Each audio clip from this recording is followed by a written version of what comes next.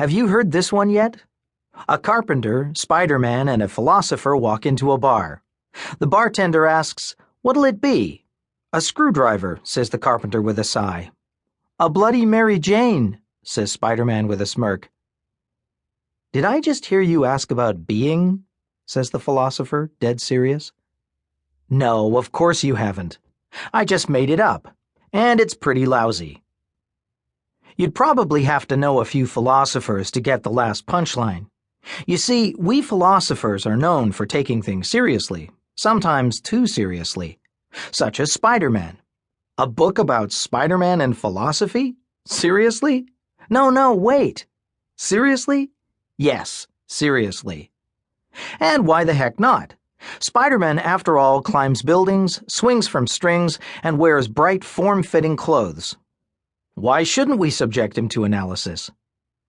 But seriously, I'm sure I wasn't the only Generation X kid to sit through the electric company just to catch the latest cartoon of my favorite superhero, or the only adult who could hardly wait to see Spidey in action on the silver screen.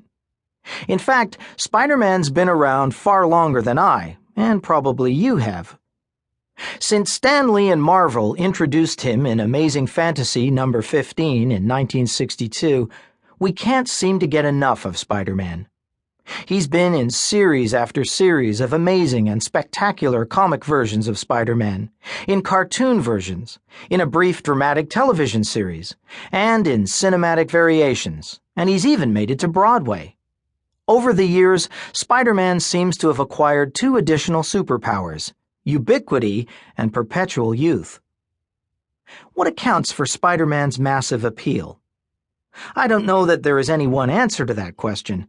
Certainly our fascination with coming-of-age stories motivates a good part of that appeal. And Peter Parker's coming of age is certainly a lot like ours, while also spectacularly different. Peter is a bit of a geek, struggles to fit in with his peers, and has experienced serious heartache already in life. In other words, he's the classic underdog, and who doesn't have a soft spot for underdogs? Like a lot of us, Peter learns to combat the evils in his life with abilities he didn't realize he had. Yet the reasons for the appeal go deeper. Peter is self-reflective. He's a seeker. He's trying to figure this world out and find his place in it. He has a strong moral compass, but he sometimes struggles to follow its lead. Yet, in the end, he triumphs. In these ways, too, he's like us. Like us, but with abilities we can only dream to have. All of the ways Spider-Man appeals to us, and all of the ways he gives evidence of a philosophical disposition notwithstanding, this is not really a book about Spider-Man or why he fascinates us. This is a book about the sorts of questions Spider-Man inspires, and the sorts of answers to significant questions this fictional character provides us with. It's a book about philosophy. Philosophy is, if Plato, 428 to 348 BCE, can be trusted, a frenzied passion for the truth, the love of wisdom, the pursuit of answers to fundamental questions, a way of life. The authors of the chapters in this book are all philosophers. Most are college professors, and all are teachers of one sort or another. We thought we'd snag a few more students into our webs while writing about our favorite wall crawler.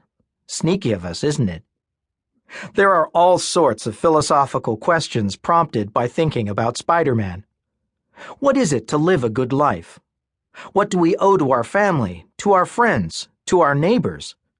Do our particular talents come with obligations? How do I know what I think I know? Am I the same person throughout the vast changes of my lifetime? Are there ethical limits to attempts to enhance my abilities? What role should friendship play in my life? With whom can I, or should I, be friends? How publicly should I live my life? How seriously should I take my life? Is there ultimately any meaning to life?